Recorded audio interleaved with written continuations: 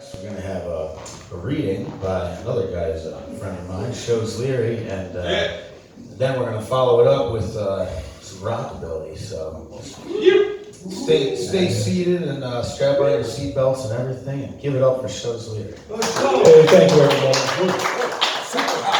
Pretty hot there, man. Yeah. All right, how many people here have tattoos? Surprisingly less than I thought. No problem. Generally speaking, tattoos are pretty cool, right? When I started my mission at 21 years of age in 1976, I did not have any tattoos. I knew about them, but I was pretty naive about them, and I certainly did not know the reverence that soldiers have for tattoos. One sad reason soldiers like tattoos is because if they get blown up, they might get a chance to get identified. That's the basic reason, but of course tattoos are cool. I'm going to talk about all the tattoos that appear in my book in chronological order and how I came to come to fruition in my mind the tattoo design that I wanted, which is a picture of that right here, and it's on my shoulder right here. Chapter 1, a big guy, maybe in his 40s, with a thick head of light brown hair and a tight bleached white t-shirt, gets out of his truck. He looks at me quickly and heads to the gate. There is an unlit cigar stub in his mouth. He swings the gate inward and waves me through, pointing to a parking area. His bare arms are well tanned and muscular. I see the white skin of his upper arms hiding inside the white t-shirt sleeves. The tail of what looks like a bird tattoo peeks out from his sleeve. I have no tattoos. Chapter 10. Okay, welcome aboard, Leary. That breaks the ice. The other guys become interested. I realize I am the youngest guy here so far. I am 21 years old. These guys are in their late 20s and 30s. All of them are gnarled. I see plenty of scars on faces and arms. Many tattoos as well, on arms and necks. I have no tattoos. I feel like a pussy. I will have to do something about that. Chapter 11. I see forearm tattoos on both arms, but cannot make out any details. The pinky on his right hand is entirely missing. There are raised skin bumps around the back of the hand. That is not as cool as Jerry Garcia missing most of his right middle finger, but I have never seen that up close. Jerry and Sarge remind me of Radar O'Reilly on the MASH TV series. Radar has 3 tiny fingers on his left hand. I have no idea why. Chapter 12, introducing myself as Leary, I extend my right hand and receive a firm, friendly shake back. I notice a spread-winged, flying eagle tattoo on his right forearm.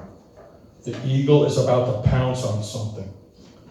I cannot tell at a glance, maybe a deer or a caribou with horns. The tattoo has a lot of bright colors to contrast with his dark skin. There is a 6-inch curved pink scar with suture marks along his right forearm below the elbow. Chapter 12. As Melton talks, I am distracted by the red, blue, and gold snake tattoo winding up his tanned right arm.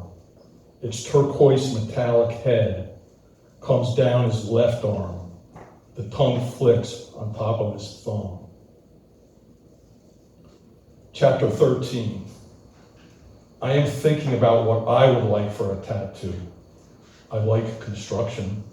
Maybe a saw, maybe a hammer. Ooh, a carpenter's square, mysterious. How about a crane? Maybe a screwdriver or pliers? Something musical? Chapter 13. Gage pipes up. Smitty got hit by lightning in Laos. That there is a lightning tattoo. A what? Did you say a lightning tattoo? I've never heard of that. Pretty uncommon, Smitty continues for Gage. That bolt lifted me up and slammed me to the ground hard, unconscious for days. Fucked up my integument. What? I think he means skin. Gage butts in. He's freaking lucky. Luckiest guy alive that I know. We like to stick by him for his luck to rub off on us. Smitty laughs. I've been lucky so far since then. Chapter 13. Explosives are dangerous, if not deadly. Only the most experienced men can use them, all guided by a specialist. Jimmy John is black, maybe Caribbean. He is fit and about my size. He is permanently bald with a tuft of spiked hair at the top of his forehead above his eyes. And he has bushy eyebrows with a flat nose that looks like it has been beaten a few times. All of his fingers are on his hands. I take that as a good sign. He is wearing full military fatigues, no labels or insignia. It is difficult to understand him as he cannot speak well and overpronounces the letter O. As so many of the men do, he has a sweet tattoo. It is on his right bicep, an explosion of red, green, and blue mushroom cloud emanating from a golden bomb. When his arm flexes, the explosion moves along the rippled muscle, growing bigger with each movement. Clever. Chapter 14. My hour is up as I make my third rotation. Diego relieves me. He is a lanky Hispanic guy with crew-cut hair held high with wax. Tattoos, of course, are on his arms and are well faded. I make my way back to the rally point slowly and quietly. I find my pack, crawl inside my net, and close my eyes. No way I am going to sleep.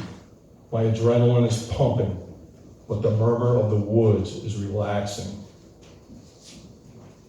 Chapter 14. Yup, Gage replies. Them's the Caribbean pines, 100 foot tall, a lot of resin, good for starting fires. Looks like white pine, but don't got the 5 needles per bundle. They got usually 3 needles. Heavy on top, a lot of dead branches at the bottom. Good tree as far as I know. He concludes by pulling up his right t-shirt sleeve, exposing his shoulder tattoo. A 6-inch tall green pine tree in the shape of a perfect triangle. Underneath are the letters E-S-F. He does not explain. Chapter 15. There is a brutal amount of heat, maybe 100 degrees. The mosquitoes and flying bugs are all over me, but I am protected. Not a bird can be heard. A quick cooling downpour, and back to the hot sun. Gazing at the inside of my tarp, I have an idea. Yeah, a carpenter's square, balanced on its legs so it looks like a pyramid. Make sure there are measurement markings on it. How about a hammer crossing one of the legs? Yeah, I like where this is going. My tattoo is taking shape. Chapter 17. Barty is a non-Arab vet, maybe Irish in heritage, as I see he has red eyebrows and red hair on his arms. His hair is strawberry and short. He has 4 4-leaf clovers tattooed on his left bicep. I see a different name under each one. I assume that is his family. Chapter 18. Near 20, 30 hours, trying to sleep. I think about how I can incorporate the Grateful Dead into my grand tattoo masterpiece. A bloomed rose, too obvious, or maybe not. A skeleton? How about just a single bone? Yeah, and run it under the legs of the carpenter's square. Give it support. Yeah, maybe make a triangle, the strongest structure in nature. Chapter 18. I think he is done, but as I am learning, Gage likes to talk about trees. Keep your eyes open for low trees in sunny spots with bright red fruits on them, same size as the avocados, potato. Some call them dragon fruits. You could possibly come across tomatoes, pumpkins, and chilies too.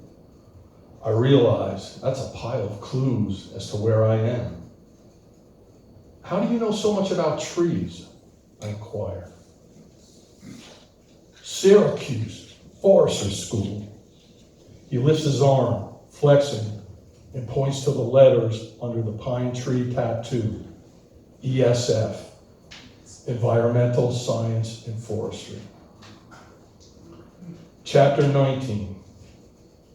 Neither of us is much in the way of talking, but I do find out that the German is from Austria. He is as Aryan looking as I have ever seen. Solid muscle, bigger than me, big block head with a shock of blonde hair. He even has blonde eyebrows, a few awesome facial scars. He has a forearm tattoo of a large spread-winged bird above unreadable script.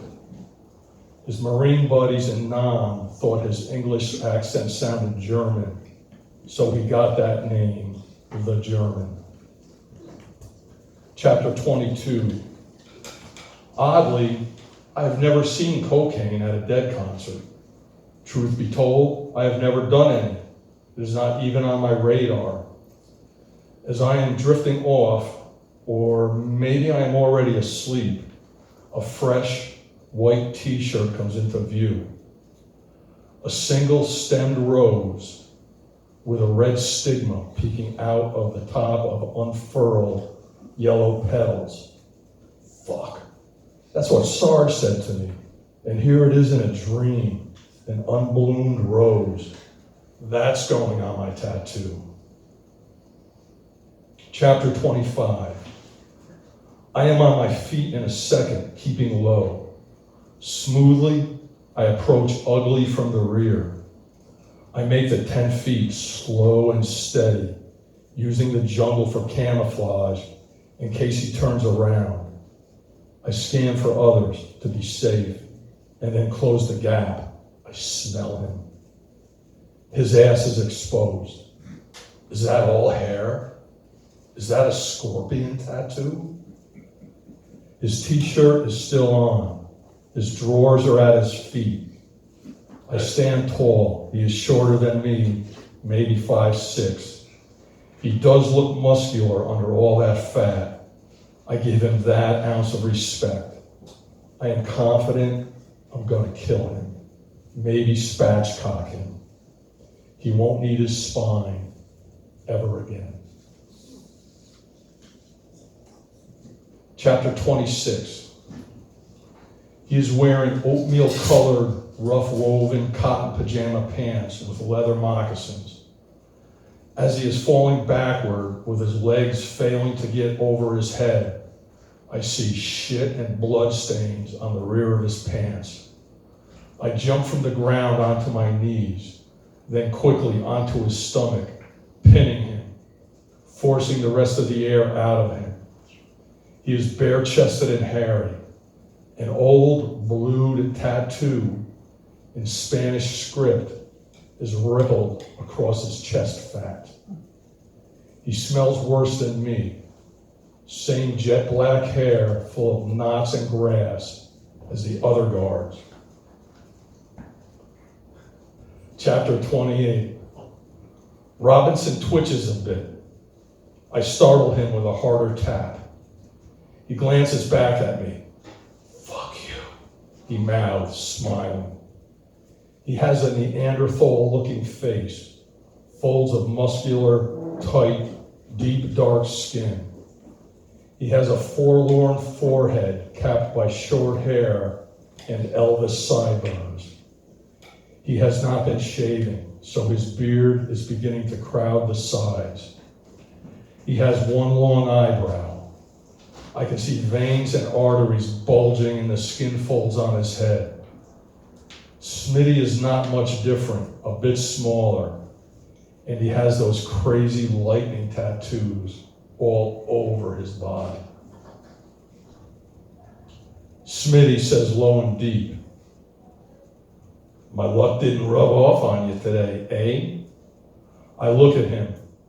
The lightning tattoos on his face and neck are glistening with sweat. He spits a juicy plug of nicotine gum. He has been using that like a chew. Chapter 34, which is the last chapter of the book. As I am done examining the constellations, it all comes together. Yeah, my tattoo. The carpenter's steel gray square.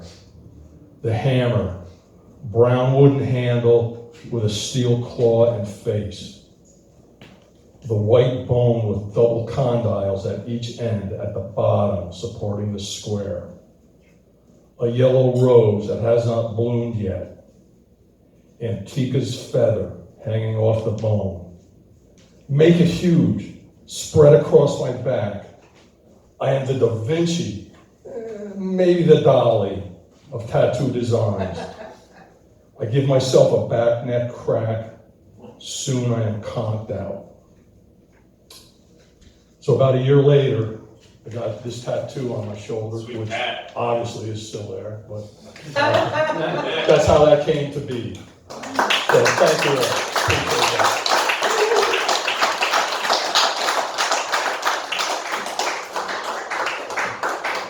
We also have a copy of Show's book in the back, and he has cards so you can learn more about the book. It's quite interesting and almost unbelievable, but shows I know him as a human being, so he's speaking the truth about this wild and crazy trip he went on and wrote a book about. Thank you, Jim. Thank you, everybody.